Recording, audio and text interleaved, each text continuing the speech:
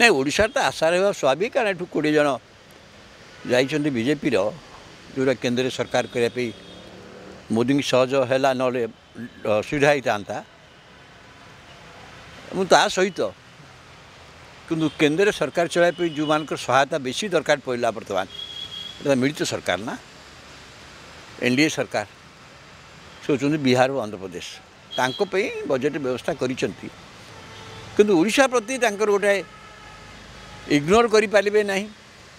BJP की जो पूरा मिली मध्यप्रदेश तो दिखाई ना किंतु ओडिशा प्रथम थर पर यहाँ ओडिशार पर्यटन क्षेत्र में गोटे संभावना सृष्टि कर जो पर्यटन क्षेत्र गुड़िक नवीन पट्टनायक सरकार पर काम आरंभ होता किंतु एतिकी विनियोग होना किंतु ओडिशार पर्यटन क्षेत्रटारे विनियोग बढ़ावाई स्वतंत्र भाव में बजेट कहुई आ पर्यटन क्षेत्र यदि विकास हुए ओडिशार गुड़ाए निजुक्ति सृष्टि हम किंतु ओडिशा विपद होती जो लोक भावुले कि जमी बिहार को बा आंध्र को मिला ओडिशा को किसी मिल न मिला फरे सरकार पे गोटे असुविधा हो पारे जे जो मोदी ग्यारंटी जो दि जाइए मोदी ग्यारंटी पे राज्यर आर्थिक सूत्र बा अर्थ बा जहाँ कहते संबल संग्रह करें कि ना 2,55,000 कोटी टंकार जो कामचला बजेट थिला जे वर्ष हबो बोली बजेट मु भावुँ आउ सेतिकिरे हेई पारिबनी यदि मोदी ग्यारंटी ये कार्यकारी करने पड़ो ये अर्थ कौटू आसो मु भावुँ केंद्र सरकार ये कि सहायता ओडिशा को करी किंतु करना किंतु ओडिशा विपद हो जमी कहले प्राकृतिक विपर्यय केतक राज्य को स्वतंत्र सुविधा दिखाई प्राकृतिक विपर्यय क्षेत्र में ओडिशा सब बेले किंतु ओडिशा प्राकृतिक विपर्यय क्षेत्र में मुकाबला करिवारे ओडिशा रेकर्ड भल नवीन पट्टनायक सरकार समय जेकोसी प्राकृतिक विपर्यय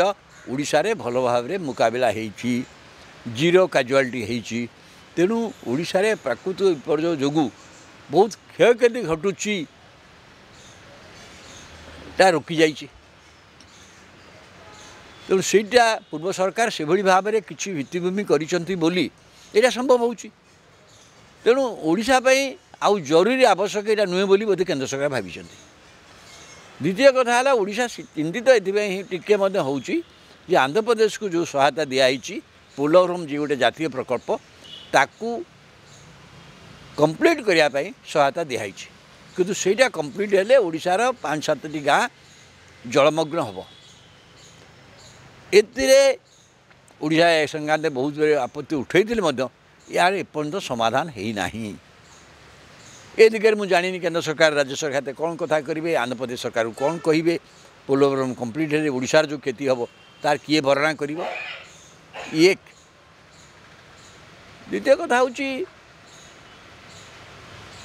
केंद्र सरकार जेतु डबल इंजिन सरकार अच्छी तेणु राज्य रे जे सरकार अच्छा से कहते बजेट आम भल हो राज्य आपन कहते लोक भावुं कि ओडिशा दिगला बोली किंतु राज्य जो सरकार अच्छा बीजेपी सरकार सी कहते बजेट ओडिशा को स्वागत कर मुख्यमंत्री कर उपमुख्यमंत्री कनवर्धन सिंहदेव कर कहते ओडिशा को पर्याप्त सुविधा दि जाइए ये बजेट द्वारा ओडिशा लाभवान हम।